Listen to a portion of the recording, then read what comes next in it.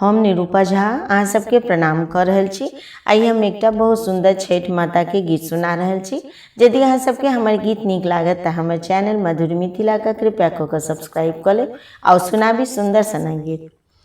केलबा के पात पर उगेलन सूरज मल झाँके झुके।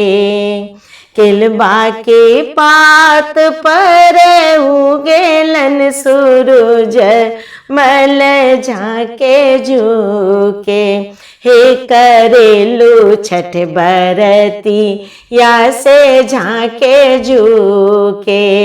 हे करेलू छठ बरती या से झाँके झुके।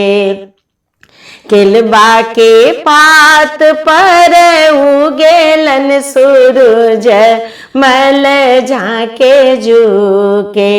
हे करेलू छठ बरती या से झाँके झुके।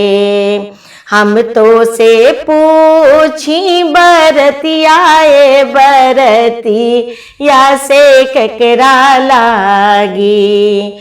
हम तो से पूछी बरतियाए बरती या से ककरा लागी। हे करेलू छठ बरती या से ककरा लागी। हे करेलू छठ बरती या से ककरा लागी।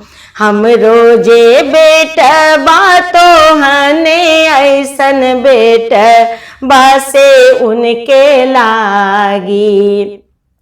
हम रोजे बेटा बातो हने ऐसन बेटा बासे उनके लागी। हे करेली छठ बरती या से उनके लागी। हे करेली छठ बरती या से उनके लागी। अमरूदिया के पात पर उगेलन सूरज मल झाँके झुके। अमरूदिया के पात पर उगेलन सूरज मल झाँके झुके। हे करेलू छठ बरती या से झाँके झुके। हे करेलू छठ बरती या से झाँके झुके। हम तो से पूछी बरतियाए बरती या से ककरा लागी।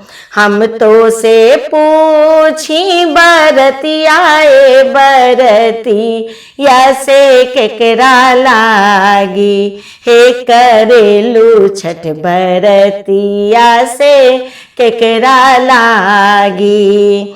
हम रोजे स्वामी तो हने ऐसन स्वामी से उनके लागी। हम रोजे स्वामी तो हने ऐसन स्वामी से उनके लागी। हे करेली छठ बरती या से उनके लागी। हे करेली छठ बरती या से उनके लागी।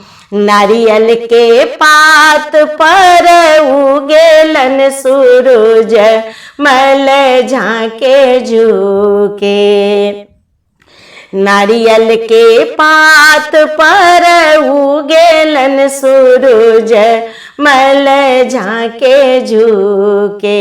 हे करेलू छठ बरती या से झाँके झुके। हे करेलू छठ बरती या से झाँके झुके।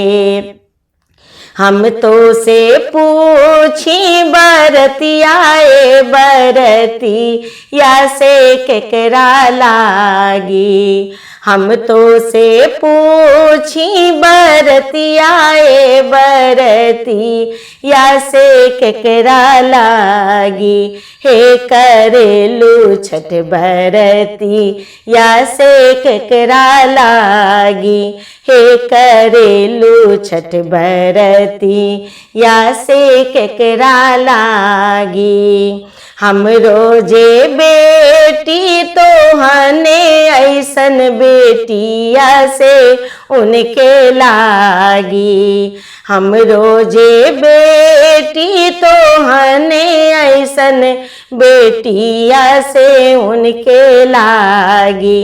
हे करेली छठ बरती या से उनके लागी। हे करेली छठ बरती या से उनके लागी।